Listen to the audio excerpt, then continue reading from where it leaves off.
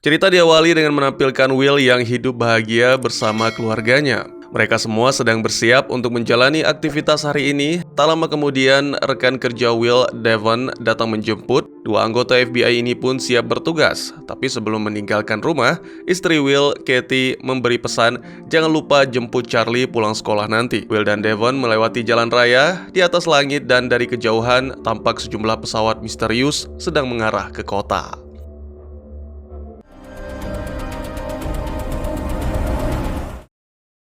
Alan Snyder, seorang company man, didatangi oleh dua orang agen dari perusahaan yang bergerak di bidang kemajuan global dan menawarinya pekerjaan dengan posisi bagus. Fasilitasnya di atas rata-rata, selain itu gaji per tahunnya mencapai angka 72.800 US dollar per tahun. Will dan Devon tiba di kantor. Menurut kabar dari atasan mereka, sejumlah pejabat sekaligus tokoh publik hilang secara misterius. Masih belum dibocorkan apa penyebabnya, namun yang pasti, Will beserta anggota lainnya diminta untuk mengamankan para pejabat lain di rumah khusus perlindungan korban dan saksi. Adegan lain menampilkan Eric yang baru saja turun dari taksi persis di depan rumah ibunya. Setelah menyapa kerabat dari sang ibu, ia langsung bergegas melihat kondisi wanita yang telah melahirkannya tersebut cukup memprihatinkan. Kondisi ibunda Eric sedang tidak baik-baik saja. Will dan Devon sampai ke rumah salah satu tokoh yang harus dilindungi, yaitu Mr. Laws. Pria tua itu bersembunyi dalam ruangan rahasia seperti takut diserang. Setelah dibujuk keluar, Laws bercerita baru terjadi penyerangan di rumahnya. Bahkan seorang pembantu diculik oleh sekelompok penyerang tersebut. Selain itu, menurut informasi, sebentar lagi akan terjadi invasi besar-besaran di kota ini. Total ada 1.200 tokoh, termasuk dirinya, yang akan direkrut oleh pelaku invasi tersebut. Itulah alasan Laws tidak mau ikut dan lebih memilih bersembunyi di ruangan rahasia dalam rumahnya. Alan Snyder rupanya tak menyia-nyiakan tawaran dari agen tersebut. Ia langsung dibawa ke sebuah lokasi untuk bertemu perwakilan dari perusahaan yang dimaksud oleh dua agen sebelumnya. Tak disangka, sosok yang bertemu dengan Snyder bukanlah manusia.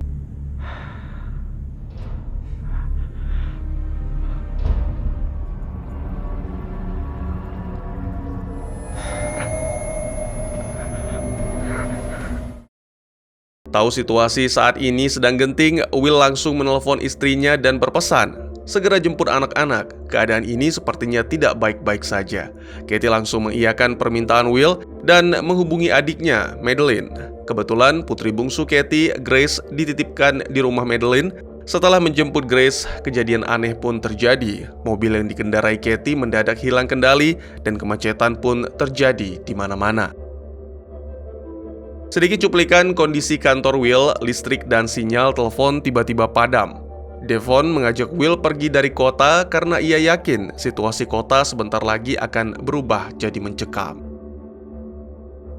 Kembali ke Katie, ia memutuskan untuk meninggalkan mobilnya dan pergi jalan kaki ke sekolah putra sulungnya, Bram. Tujuan mereka selanjutnya adalah menjemput Charlie, namun sayang, bocah kecil itu tak berhasil ditemukan.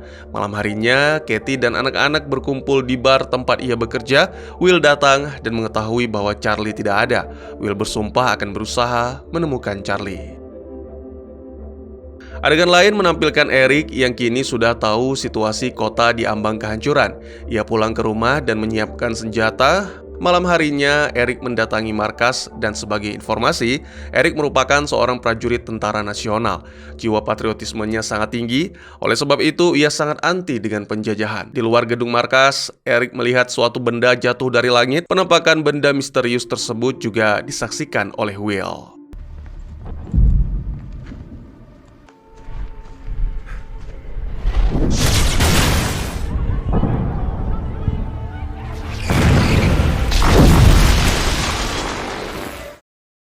Saudara, cerita dan adegan yang baru saja ditampilkan, semua itu adalah detik-detik alien menginvasi kota. Realitanya sekarang adalah Will terdampar di blok Santa Monica dalam misi mencari Charlie sebagaimana lanjutan dari season pertama. Preman setempat didatangi Will untuk menggali informasi. Sayang, respon mereka tidak terlalu ramah kepada mantan FBI tersebut.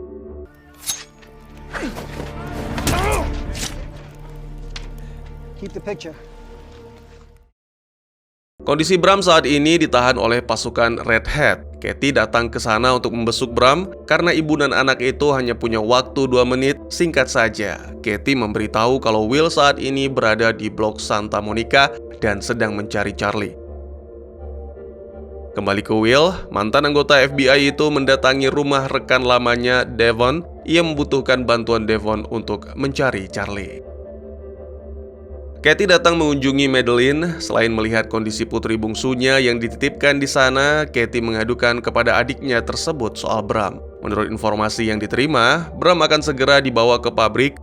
Berhubung kekasih Madeline adalah seorang politikus sekaligus pejabat pemerintahan, ia berjanji akan membantu mengeluarkan Bram dari tahanan secepatnya.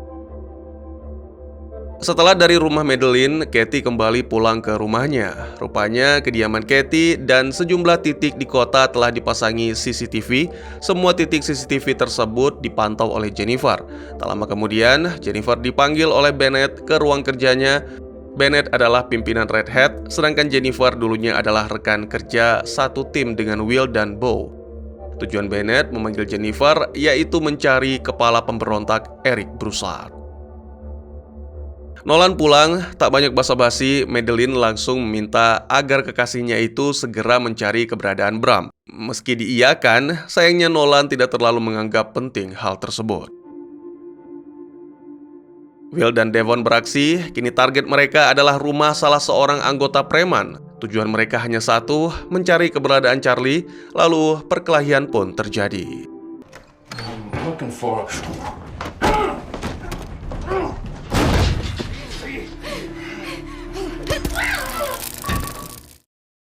Malam harinya, Will dan Devon sampai ke markas preman. Kebetulan Devon kenal dengan ketua geng tersebut. Singkat cerita, informasi tentang Charlie pun ditemukan. Miris, bocah itu sekarang sudah jadi perampok. Ketika Charlie sedang melancarkan aksinya, Will muncul. Ayah dan anak ini pun kembali bertemu. Charlie!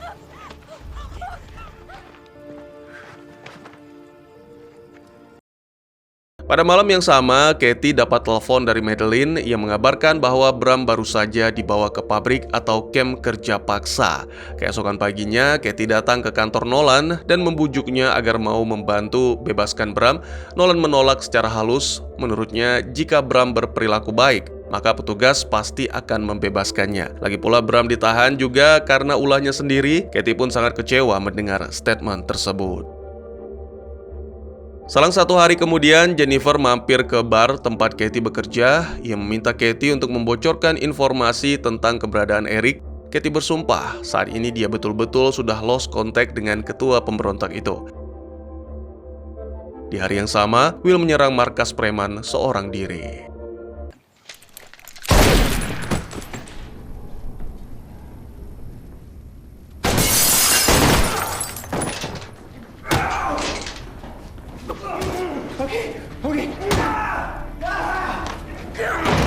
Charlie's father. Come with me, you'll be safe. Pasukan Red Hat di bawah naungan Homeland Security saat ini sedang membuka lowongan sebagai petugas. Banyak orang yang antusias mendaftarkan diri mereka di sana. Tiba-tiba ledakan terjadi di markas Red Hat. Sekelompok orang bertopeng menembakkan senjata mereka ke arah petugas dan para calon anggota Red Hat.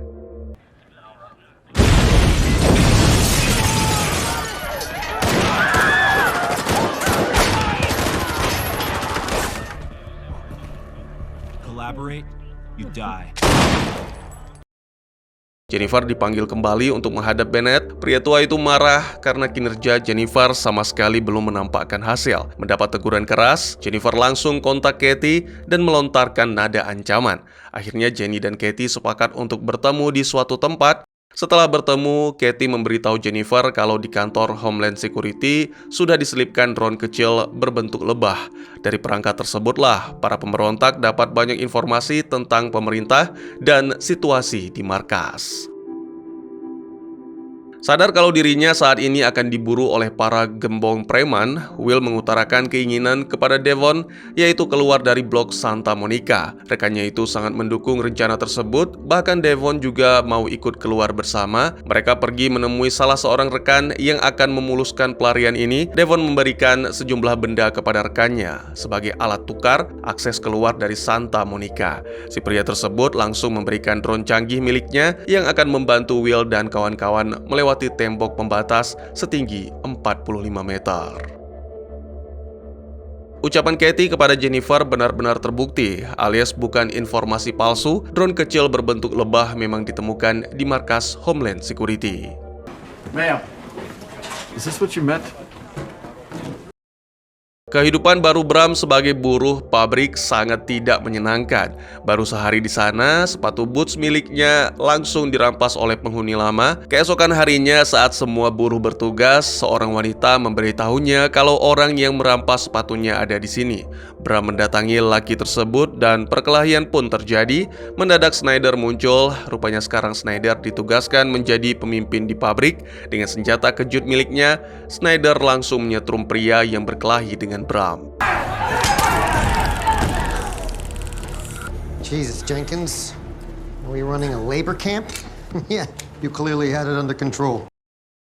Bram dipanggil menghadap Snyder. Pemuda itu diberi tugas untuk memata-matai pengembang biakan pemberontak di pabrik ini. Sebagai imbalan, Snyder berjanji akan membebaskan Bram dari lokasi terkutuk ini. Tibalah hari yang paling dinanti oleh Will, yaitu keluar dari blok Santa Monica. Drone diterbangkan dan tali dikaitkan. Satu persatu mereka memanjat tembok setinggi 45 meter. Nas, aksi mereka diketahui oleh drone alien yang menjaga perbatasan. Devon tewas tertembak dalam aksi pelarian ini.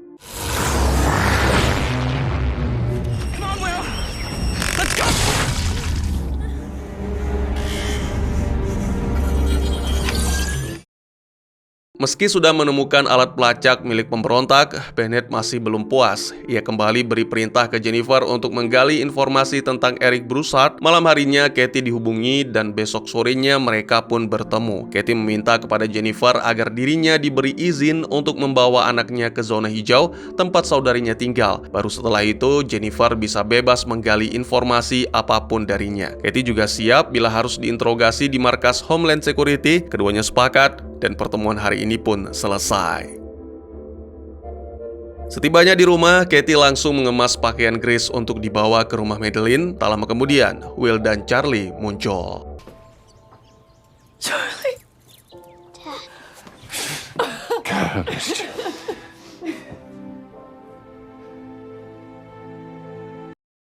Kini Will kembali berkumpul bersama keluarganya. Beberapa saat kemudian, Will ajak Katie bicara empat mata. Pasangan suami istri ini saling tukar cerita soal kondisi Bram yang sekarang di pabrik dan proses pelarian dari blok Santa Monica. Rupanya robot drone milik alien tempo hari tidak menembaknya karena rekaman data Will masih tersimpan. Sebagai pengingat, pada masa awal invasi, Will direkrut sebagai agen detektif di Homeland Security. Sementara itu, Jenny yang ada di kantor memantau percakapan Will dan Katie via kamera pengawas. Tak lama setelah itu, Jenny dipanggil menghadap Bennett. Pria tua itu mendesak Jenny untuk memberitahukan siapa yang selama ini menjadi informannya. Jenny tak mungkin membocorkan hal tersebut karena ia punya nurani. Ia tak tega melihat Katie ditangkap petugas dan berpisah dengan putrinya yang masih kecil. Kembali ke ruang kerja, Jenny melihat pria bernama Burke duduk di mejanya. Burke adalah anggota baru dan dia merupakan mantan polisi divisi Provost. Dengan nada sedikit mengancam, Burke memperingatkan Jenny agar tidak menyembunyikan informasi apapun terkait pemberontak. Di rumah, terjadi ribut kecil antara Will dan Katie. Will baru saja mengetahui fakta kalau Bram berada di pabrik bukan karena ditugaskan oleh pemerintah, melainkan menerima hukuman karena bergabung dengan pasukan pemberontak. Will kaget bercampur kesal mengetahui hal tersebut. Sekarang mereka berdua sedang berpikir keras cara mengeluarkan Bram dari pabrik.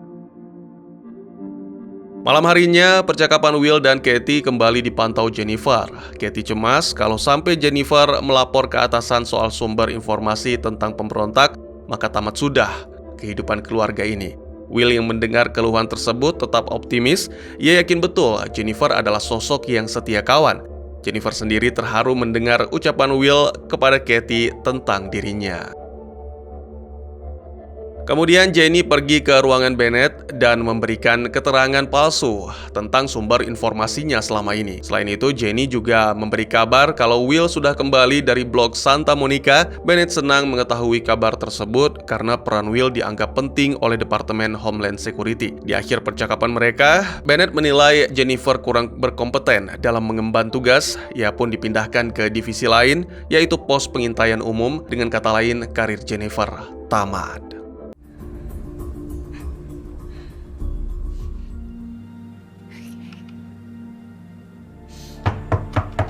1 second.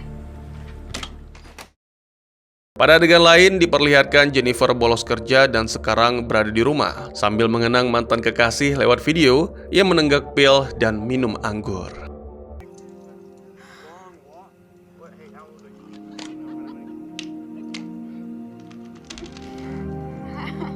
Are you taking a still picture or are we taking an actual?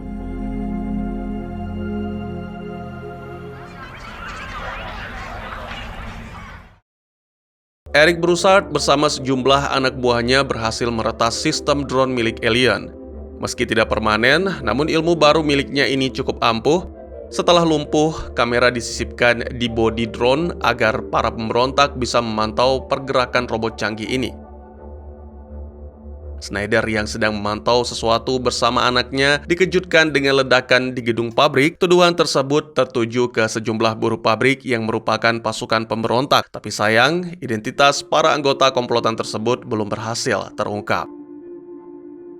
Pagi harinya, Will yang sudah berdiskusi dengan Kathy memutuskan untuk kembali bekerja di Homeland Security. Ia pun langsung mendatangi kantor dan bertemu Bennett. Tugasnya kali ini sama persis seperti tugas Jennifer, yaitu mencari Eric Broussard. Sementara itu, Eric yang sedang bersama anak buahnya di markas memantau pergerakan drone. Mengejutkan, dipantau dari CPU, jumlah drone serupa mencapai jutaan unit. Jika semua turun ke kota dan menyerang, maka dapat dipastikan tempat yang mereka huni saat ini akan hancur. Kepala buruh dihantam satu persatu akibat insiden ledakan yang terjadi. Kepala Bram juga nyaris kena hantam. Beruntung Snyder cepat bertindak. Bram diajak bicara empat mata soal dalang insiden ledakan. Bram mengaku tidak tahu siapa pelakunya dan berjanji akan segera mencari tahu. Will diperkenalkan kepada Burke sebagai rekan kerjanya selama bertugas di Homeland Security Headquarters. Burke menunjukkan ruang kerja Will. Setelah itu, Will juga bertemu dengan teman lamanya, Betsy. Will langsung menanyakan di mana Jennifer sekarang. Mengapa sedari tadi belum terlihat? Baik Betsy dan Burke, mereka sama-sama bungkam mendengar pertanyaan tersebut. Snyder memanggil dua orang buruh untuk diinterogasi. Mereka diduga terlibat dalam insiden ledakan tempo hari. Tiba-tiba si pengawal langsung melepaskan tembakan tepat ke kepala mereka. Take him to interrogation. This is what happens when you break the rules.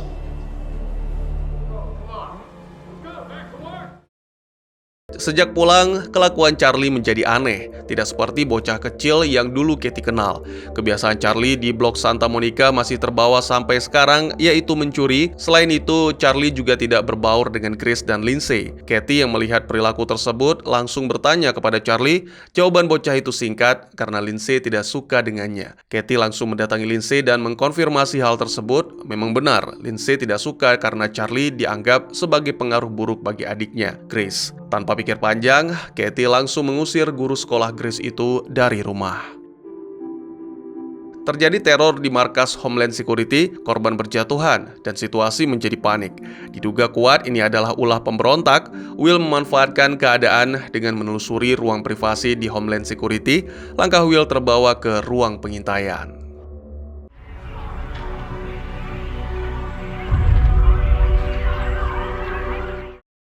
Malam harinya, Will diantar Burke ke rumah Jennifer. Will cukup terkejut mengetahui rumah sahabatnya sekarang sudah kosong. Burke akhirnya buka suara kalau Jennifer sudah tidak ada di headquarter karena dianggap kurang bisa beradaptasi.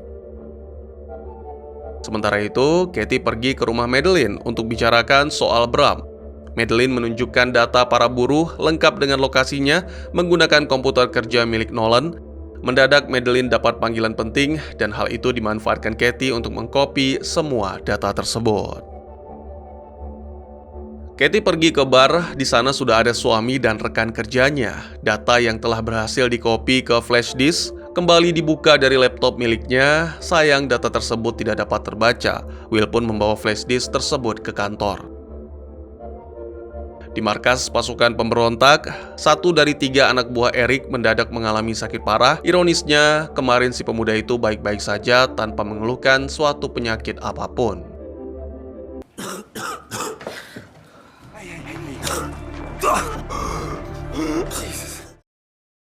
Will sekarang berada di kantor. Ia coba menyapa rekan kerja satu ruangan agar bisa dimintai tolong soal data dalam flash disk. Karena tidak berhasil, Will coba memasukkan flash disk ke dalam komputer umum ruang kerjanya dan hasilnya pun sama saja. Tak kehabisan akal, Will pergi menemui Betsy, membujuknya agar mau membuka isi flash disk ini. Sekali coba, langsung berhasil. Tapi sayangnya Burke mendadak masuk ke ruangan dan Will segera mencabut flash disk tersebut. Seorang pemberontak datang ke bar tempat Katie bekerja. Wanita itu mengabarkan kalau rekannya sedang sakit parah, tidak tahu lagi harus mencari pertolongan ke siapa selain Katie. Tak lama kemudian, Katie langsung mendatangi markas pemberontak untuk memeriksa kondisi lelaki tersebut dan sepertinya ini bukan penyakit biasa. Katie langsung menghubungi Will, memintanya untuk segera pulang. Singkat cerita, keduanya pun bertemu di bar. Katie menceritakan semuanya kepada Will. Sekarang mereka harus mencari cara aman agar bisa membantu pemuda tersebut tanpa diketahui oleh petugas Homeland Security. Nolan dan Madeline datang ke pabrik. Snyder menyambut baik kedua rekannya tersebut. Sementara Nolan bicara empat mata di ruang kerja Snyder, Madeline atur pertemuan dengan Bram. Madeline menyiapkan bekal makanan untuk keponakannya. Bram tidak mau menyentuh makanan tersebut. Ia malah justru tampak sangat kecewa karena orang tua dan bibinya sendiri tidak bertindak untuk membebaskannya. Padahal sebenarnya tanpa sepengetahuan Bram, kedua orang tuanya dan Madeline sedang menyusun strategi untuk membebaskan pemuda itu. Will mendatangi rumah seorang dokter yang dia kenal di zona hijau. Dokter tersebut dipaksa untuk ikut. Tanpa sepengetahuannya, si dokter dibawa ke markas pemberontak untuk memeriksa kondisi pemuda bernama Bibi tersebut. Setelah diperiksa, hasilnya buruk. Bibi harus segera dilarikan ke rumah sakit. Mereka pun langsung gerak cepat. Akhirnya, mereka tiba di ruang lab rumah sakit. Setelah diperiksa secara mendalam, hasilnya Bibi terkena radiasi. Gejala yang tampak persis seperti orang pengidap kanker stadium akhir dan sudah tidak ada harapan hidup. Diduga kuat, radiasi tersebut berasal dari spare part milik alien yang dibedah Bibi sebelumnya. Setelah semua beres, dokter tersebut diantar kembali ke rumahnya. Begitu juga dengan Bibi. Kondisi Bibi bisa dibilang semakin hari akan semakin parah. Karena sudah putus asa, Bibi minta Will untuk mengakhiri penderitaannya. Eric kembali ke markas. Ia mendengar berita tentang sakit yang dialami Bibi. Setelah dari markas, Eric bertemu dengan Will dan Katie.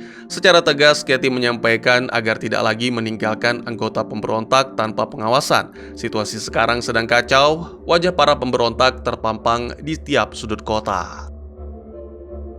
Seorang lelaki culun diperdaya oleh perempuan anggota pemberontak. Ia nekat membawa peledak ke area perbatasan. Awalnya si lelaki meyakini bahwa aksi ini merupakan tindakan heroik, namun mendadak ia sadar aksi ini akan menghabisi nyawa yang tidak berdosa.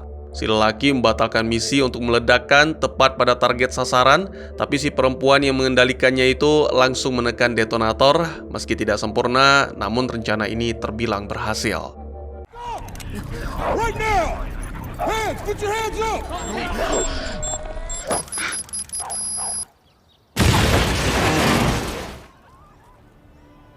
He didn't reach the target, but it's done.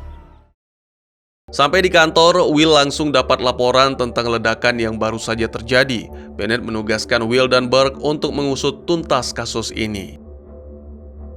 Lokasi pertama yang didatangi Will adalah rumah keluarga si perempuan dalang insiden peledakan. Diketahui perempuan tersebut bernama Frankie dari kelompok pemberontak yang menamakan diri mereka Red Hand.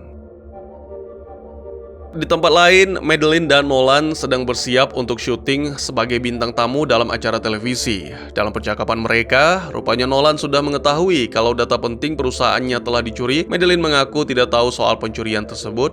Menurutnya, siapa saja bisa masuk dan mencuri data dari komputer, karena di rumah mereka saat itu sedang ada pesta dan banyak tamu yang hadir. Bisa saja salah seorang tamu menyelinap ke ruang kerja Nolan. Pindah ke pabrik, Snyder lagi-lagi membujuk Bram untuk membocorkan nama anggota pemberontak yang ada di lokasi ini. Dan jawaban Bram pun masih sama, ia mengaku tidak tahu dan masih belum dapat informasi.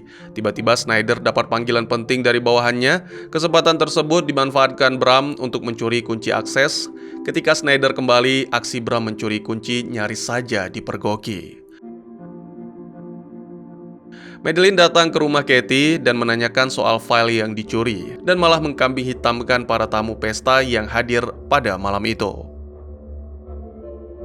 Will, Burke, dan tim sudah mengetahui lokasi komplotan Frankie. Mereka siap melakukan penggerebekan. Nyawa Will nyaris melayang. Beruntung Burke datang dan melumpuhkan lawan. Aksi kali ini terbilang berhasil.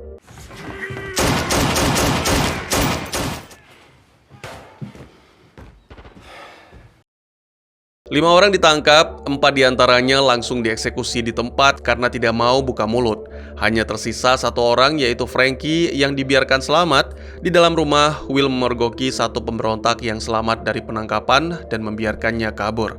Will melakukan hal demikian karena merasa tidak tega menyerahkannya ke Burke. Sudah pasti lelaki ini akan ditembak di tempat.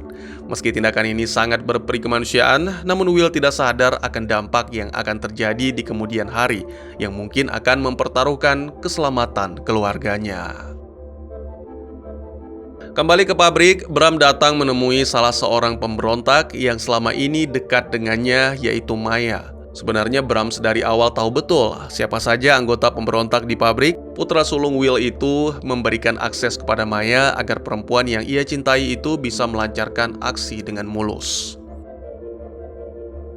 Di ruang interogasi milik Homeland Security, Frankie disiksa habis-habisan oleh petugas. Lagi-lagi Will tak tega melihatnya. Mantan anggota FBI ini masuk lalu membujuk Frankie agar mau buka suara. Nyaris saja Will mengantongi banyak informasi, namun Frankie lebih cerdik. Ia pura-pura tewas agar ikatannya dilepas. Setelah itu, Don't do that. Come on, breathe.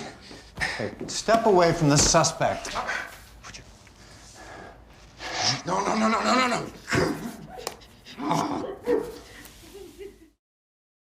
para pasukan pemberontak yang ada di dalam pabrik bersiap melakukan kerusuhan untuk mengalihkan penjaga. Sukses dengan aksi mereka, Maya dan Bram menyelinap masuk ke ruang logistik yang rencananya malam ini akan di-pick up oleh pesawat alien.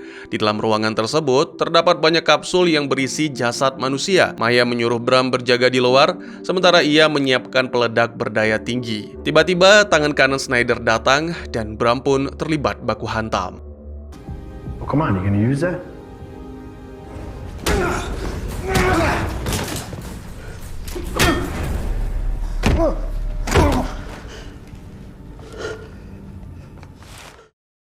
Malam pun tiba, para pemberontak yang tadi membuat kekacauan langsung ditangkap dan rencananya akan diberi sanksi tegas. Momen ini bertepatan dengan kedatangan pesawat logistik milik Hoss. Setelah muatan selesai, Snyder dan semua orang di kota ini menyaksikan ledakan dahsyat di atas langit.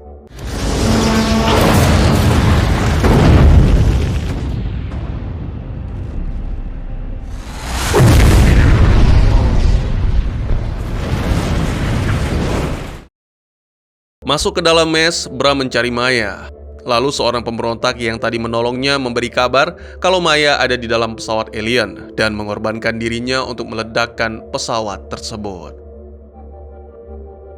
Semua pemimpin blok mendadak harus meeting karena ledakan yang terjadi tadi malam. Mereka harus memberi alasan yang tepat kepada Hoss agar kota ini tidak dibumi hanguskan. Sementara itu, di markas Homeland Security, Burke dan Bennett memanggil Will ke ruangan. Sepertinya mereka sudah mencium atau bahkan sudah tahu kalau Will lah yang melepaskan satu anggota pemberontak tempo hari. Sebagai mantan anggota FBI, Will punya 1001 cara berbohong untuk menutupi kesalahannya. Walaupun semua ini dapat dipastikan tidak akan bertahan lama. Kematian anggotanya sudah diketahui oleh Snyder. Dia juga tahu bahwa ada andil Bram dalam insiden ini. Snyder langsung menemui Bram di ruang interogasi. Ia memaksa Bram untuk membocorkan nama-nama anggota pemberontak yang tersisa di pabrik. Bila tidak, maka pembebasan Bram akan dibatalkan. Lalu para alien akan menyerang kota dan memusnahkan semua manusia. Dengan berat hati, Bram menuliskan nama-nama tersebut. Sebagai informasi, insiden ledakan kemarin malam sama sekali tidak membunuh host karena pesawat logistik tersebut kosong alias tidak berpenumpang. Will kembali mendatangi markas pemberontak yang dikepalai oleh Frankie. Ia terkejut tatkala melihat seorang wanita berada di sana. Wanita tersebut bernama Karen yang merupakan ibunda Frankie. Karen sangat sedih mengetahui putrinya sudah ditahan dan Will hanya bisa diam mendengar curahan tersebut tanda berempati. Bram dan para pemberontak diikat, satu persatu temannya ditembak mati dan Bram betul-betul tidak tahan menyaksikan momen ini. Setelah eksekusi selesai, Snyder menepati janjinya, yaitu membiarkan Bram hidup dan akan segera membebaskannya. Tak lama kemudian, Gubernur Jenderal Los Angeles, Helena, datang ke pabrik. Dia memberi kabar kepada Snyder agar segera meninggalkan pabrik karena tempat ini akan diledakkan oleh host. Snyder mengajak Bram ikut ke dalam mobil dan pergi dari pabrik. Where are you taking me?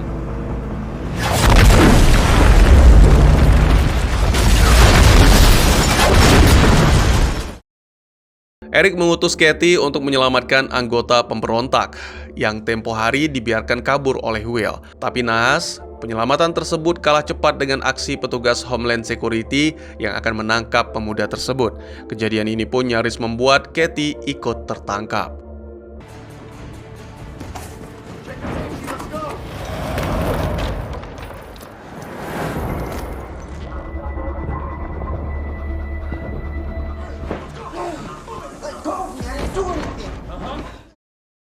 Si pemuda diinterogasi dalam ruangan khusus. Untungnya ia tidak menceritakan secara jujur bagaimana cara bisa selamat dari petugas. Selain itu, si pemuda tersebut memberikan informasi krusial lainnya. Ternyata selama ini Frankie merekrut anggota dengan cara love scam alias dibuai dengan cinta palsu, lalu dimanfaatkan. Dan fakta lain juga terungkap kalau ibunda Frankie, Karen, ternyata adalah pimpinan pemberontak. Di markas, salah seorang anak buah Eric merasa hilang keyakinan terhadap atasannya dan semua misi pemberontakan. Diam-diam ia berencana membunuh Eric. Anggota wanita bernama Morgan pura-pura mendukung rencananya dengan menyerahkan sepucuk senjata. Ketika Eric masuk ruangan dan hendak ditembak, pria tersebut terkejut mengetahui pistolnya kosong. Lalu ia pun tewas akibat luka tikam.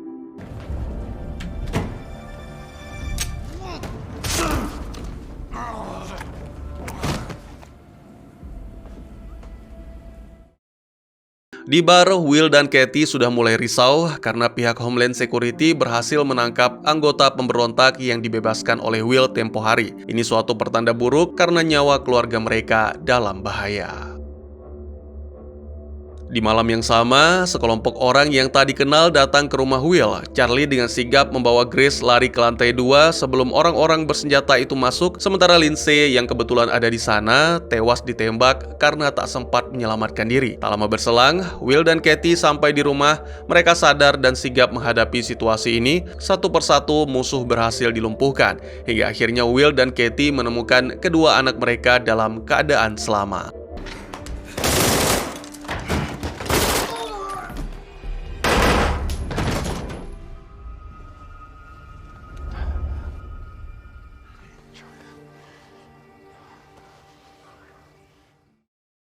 Snyder datang ke rumah Will untuk mengantarkan Bram kembali ke keluarganya. Karena rumah tersebut sudah kosong dan banyak petugas, Snyder tahu betul di mana lokasi Will saat ini. Tibanya di kediaman baru Will, Snyder langsung menurunkan Bram dan akhirnya pemuda itu berkumpul kembali bersama keluarganya.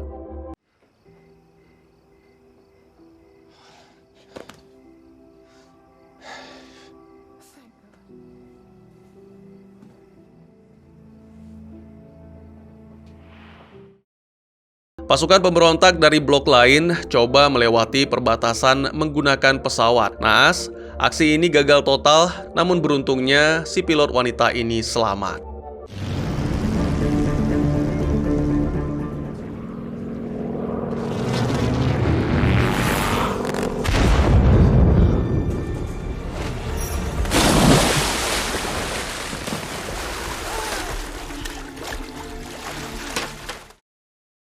Will dan Burke datang ke TKP bukan fokus mengolah tempat kejadian perkara. Burke malah menghujani Will dengan berbagai pertanyaan yang sama sekali tidak ada hubungannya dengan kasus ini, yaitu soal keluarga Kathy. Jelas, Burke memang sedari awal tidak suka terhadap Will dan berencana mengumpulkan bukti agar bisa menjerat Kathy dan para pemberontak.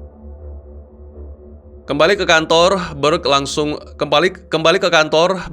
melapor kepada Bennett tentang kecurigaannya terhadap Will.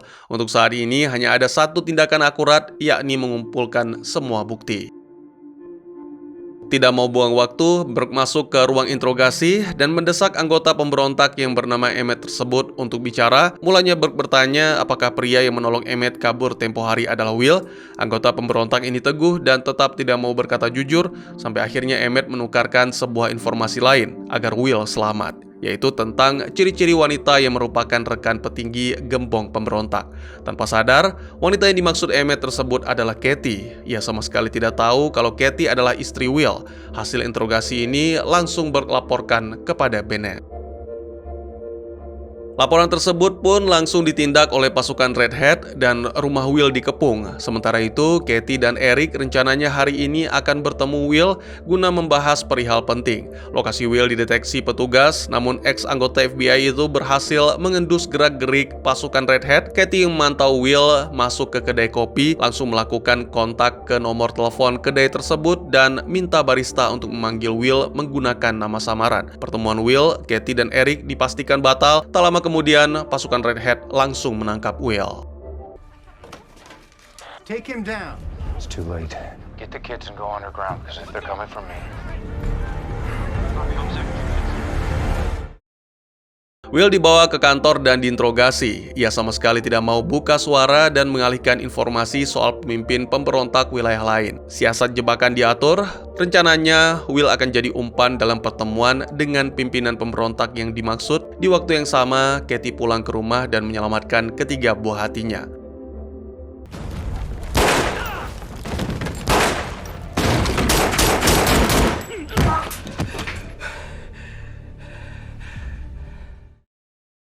Will tiba di lokasi jebakan. Di sana banyak petugas Homeland Security yang menyamar. Dari radio komunikasi, tanpa sengaja Will mendengar informasi kalau Kathy menghabisi petugas penjaga dan membawa ketiga anaknya pergi ke rumah.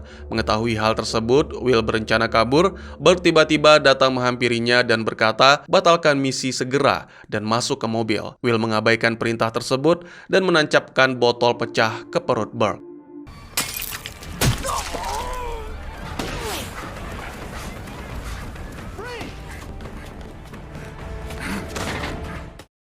Will kabur dan menemui jalan buntu. Beruntung pilot wanita pemberontak menyelamatkan nyawanya dari petugas. Singkat cerita, akhirnya Will berhasil menemui keluarganya di markas milik Eric.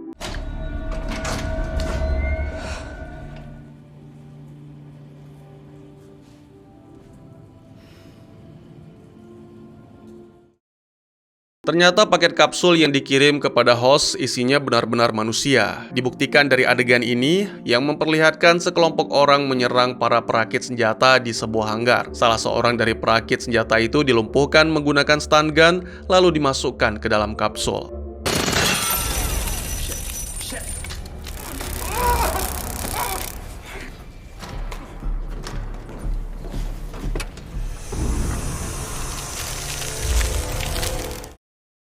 Nolan dan Madeline sedang ada acara amal. Diam-diam Kathy menemui adik kandungnya tersebut dan mengajaknya pergi ke markas milik Eric. Alasannya jelas, Kathy tidak mau Madeline ditangkap petugas.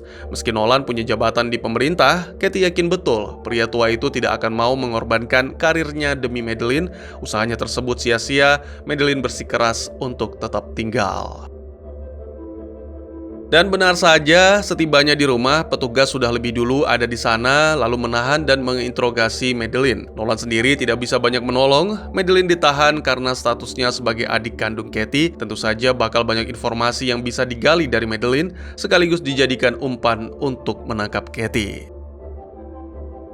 Di markas, Eric dan semua pasukan, Will, Katie, dan si pilot wanita, Noah, bersiap untuk penyerangan besar. Bram mau ikut serta dalam aksi ini, namun Katie melarangnya dan menyuruh putra sulungnya itu untuk menjaga kedua adiknya. Bram kecewa dengan penolakan tersebut. Ia keluar dari markas dan pergi menemui anggota pemberontak sektor lain yang tidak lain adalah Ibunda Mendiang Maya. Sebelumnya, Madeline sempat keluar dari zona hijau dan memberi tanda kalau dia butuh pertolongan. Tanda tersebut ditangkap oleh Katie. Selang beberapa jam kemudian, Katie langsung menelpon Madeline via telepon umum. Kakak adik ini sudah paham betul bahwa ini semua adalah jebakan dan Madeline sebagai umpan. Kurang dari 1 jam, lokasi Katie pun dikepung petugas. Eric juga ada di sana dan berhasil merampas mobil petugas. Pimpinan pemberontak itu hampir tewas akibat tembakan drone.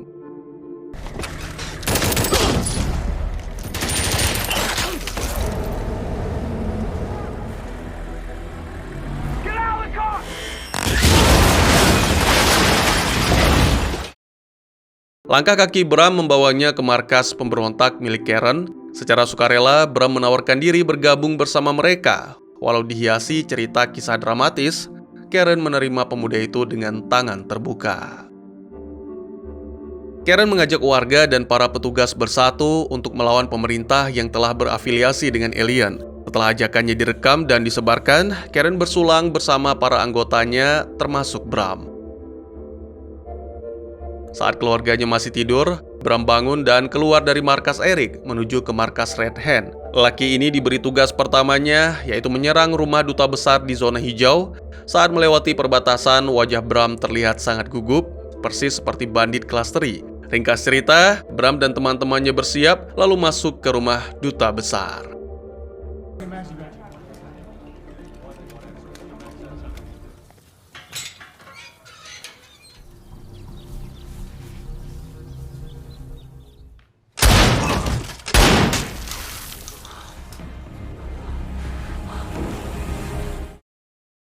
Will bicara dengan putra keduanya, Charlie. Bocah kecil itu mengatakan seharusnya Will tidak perlu mencemaskannya karena yang seharusnya dicemaskan itu adalah Bram. Charlie menjelaskan kalau kakaknya sering keluar malam saat semua orang tertidur. Mendengar cerita itu, kamar Bram digeledah. Will menemukan sejumlah barang bukti soal keterikatan Bram dengan pemberontak Red Hand. Tak lama kemudian, Bram muncul. Meski awalnya Bram sempat kesal kamarnya digeledah, namun lama-kelamaan situasi berhasil berubah tenang dan Will mendengarkan curahan hati putra sulungnya itu. Alur cerita sedikit mundur menampilkan proses Bram keluar dari zona hijau setelah melakukan penyerangan. Bram mendatangi rumah Madeline dan membujuk bibinya itu supaya mau keluar dari zona hijau dengan alasan sudah tidak aman. Awalnya Madeline menolak, tapi karena terus-menerus didesak, ia pun akhirnya mau. Saat melewati perbatasan, petugas sangat mencurigai Bram, namun Madeline terus-menerus meyakinkan para tentara bahwa Bram adalah keponakannya dan tidak berbahaya. Selain itu, nama besar Nolan sebagai pejabat publik juga turut menyelamatkan nyawa Bram. Setelah berhasil keluar dari zona hijau, Madeline sadar kalau dirinya diperalat oleh keponakannya sendiri. Dengan nada membentak, Madeline meminta Bram segera keluar dari mobil. Get out!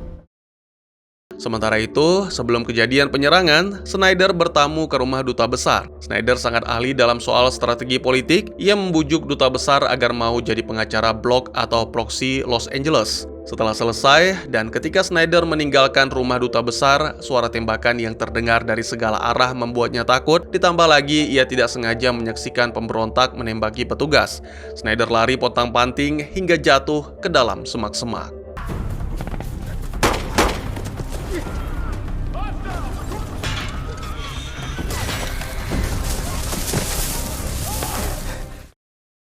Bram baru saja sampai di rumah. Will dan Katie sudah mencium gelagat aneh putra sulung mereka tentang keterlibatannya dengan pemberontak Red Hand dan serangan di zona hijau hari ini. Bram mengaku dan kemudian menceritakan tentang aksinya hari ini. Bram dan temannya masuk ke rumah duta besar dan kebetulan duta besar tidak sengaja melihat aksi mereka. Karena semua petugas sedang sibuk mengamankan zona hijau, duta besar diarahkan via telepon untuk menghabisi penyusup yang masuk ke rumahnya seorang diri, mulai dari mengambil senjata dari brankas sampai cara menembak. Aksi ini terbilang heroik, meski duta besar harus tewas karena peluru dari senjata Bram. They're inside the house. Try to find a place to hide, Mr.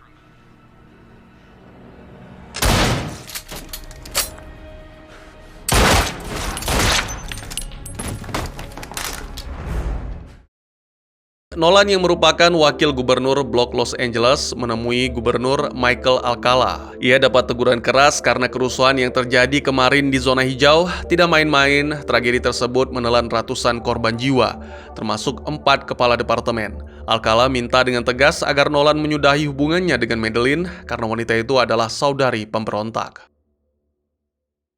Permintaan tersebut segera dilaksanakan oleh Nolan. Awalnya Nolan meminta Madeleine untuk menyuruh putranya ikut ke dalam rombongan bus menuju lokasi aman. Meski sedih karena berpisah dengan putra satu-satunya, Madeleine harus rela melepaskan demi keselamatan anaknya. Kemudian Nolan pulang ke rumah bersama Madeleine seperti tidak ada masalah apa-apa. Hanya selang beberapa jam, Nolan perintahkan petugas untuk menangkap kekasihnya, Madeleine.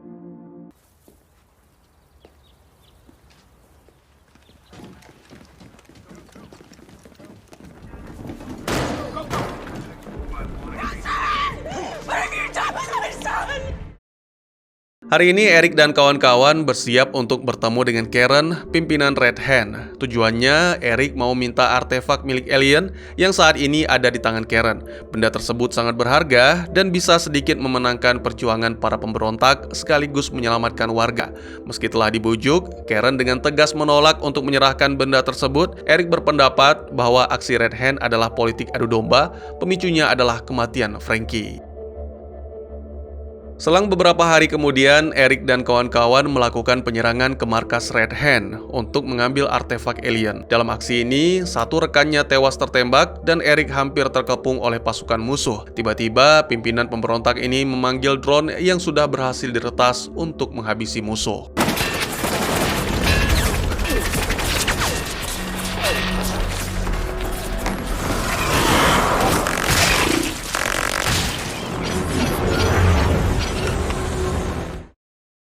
Malam harinya, saat Gubernur Jenderal Los Angeles Helena sedang menikmati minuman bersama Snyder, tiba-tiba ia mendapat telepon penting dari penasehat. Kabarnya, host telah menjadwalkan total rendisi untuk kota Los Angeles, artinya semua penduduk Los Angeles akan diangkut oleh host dan akan dijadikan tumbal atau budak.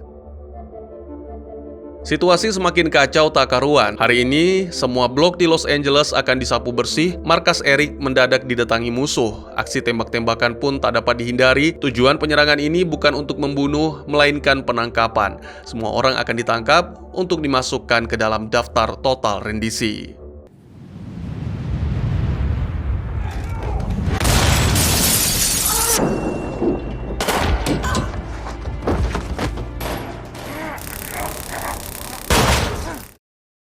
Nasib malang menimpa Madeleine, adik kandung Katie itu kini sudah dibebaskan oleh Snyder karena ia mau bekerja sama menggulingkan kekuasaan Alcala dan Nolan. Meski telah bebas, Madeleine kehilangan tempat tinggal. Akhirnya ia memutuskan pergi ke Quill The Greatest Day. The Greatest Day adalah agama baru yang diciptakan oleh para alien. Rencananya Madeleine akan tinggal di sana untuk sementara waktu. Will melakukan kontak dengan Snyder, alasannya jelas karena hanya Snyder yang bisa dijadikan akses dari blok atau zona 1 ke zona lainnya. Mereka pun sepakat mengatur janji pertemuan. Singkat cerita, Will dan Snyder bertemu. Pejabat publik itu sangat terkejut ketika melihat Eric muncul di sana. Secara garis besar, Snyder mau saja membantu Will, tapi dengan satu syarat, ia harus ikut bersama mereka. Pulang ke markas sementara, Will ceritakan hasil pertemuannya dengan Snyder kepada Katie, lalu mereka pun bersiap untuk pergi. Saat Katie mengajak Eric untuk ikut, pimpinan pemberontak ini menolak dan lebih memilih tetap tinggal di kota bersama para pejuang lainnya. Madeleine sudah berhasil masuk ke dalam Quill. Setelah mengobrol singkat dengan salah seorang warga di sana, mendadak ia sadar Quill ini bukanlah tempat yang tepat untuk dihuni. Semua warga yang berada di sini adalah tumbal. Madeleine berusaha keluar, namun aksinya gagal karena dihadang petugas. I shouldn't be here. Snyder selalu menepati janjinya. Ia datang menjemput Will beserta keluarga. Satu persatu pos penjagaan berhasil dilewati, hingga akhirnya mereka tertahan di pos besar area perbatasan. Petugas mencurigai Will dan Katie yang berpakaian seperti tentara Red Hat. Mereka semua diminta turun dari mobil. Will kehabisan akal. Ia nekat melepas masker yang menutupi wajahnya dan menodongkan senjata ke arah petugas. Untungnya baku tembak belum sempat terjadi. Will meyakinkan petugas kalau tujuan mereka melintas karena ingin menyelamatkan warga dari total rendizi. Akhirnya, Will dan rombongan dipersilahkan lewat. Keep your mask on, officer! Drop your weapon! They didn't tell you what's happening, did they? Why they doubled up the shifts this morning? What's really happening is total rendition. There's no response. They don't want you to know what's happening. Go. Let them through.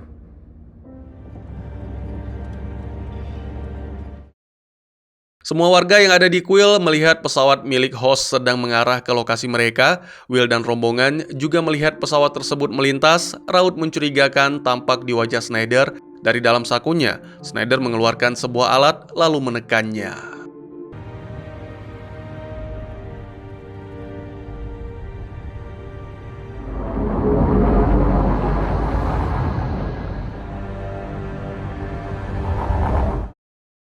Sekian dulu teman-teman, terima kasih buat yang sudah menyaksikan. Jika teman-teman suka dengan cerita ini, izinkan saya untuk mengetahui dengan klik tombol like-nya ya. Kalian juga dipersilahkan untuk merequest kira-kira film apa lagi yang menarik untuk dibahas. Bisa di kolom komentar atau bisa juga melalui DM ke Instagram saya di @tegugusto. Insya Allah pasti akan saya baca. Silahkan dukung channel ini dengan cara share, like, dan subscribe. Sampai jumpa di video selanjutnya. Tetap semangat, tetap bersyukur setiap hari. Dadah!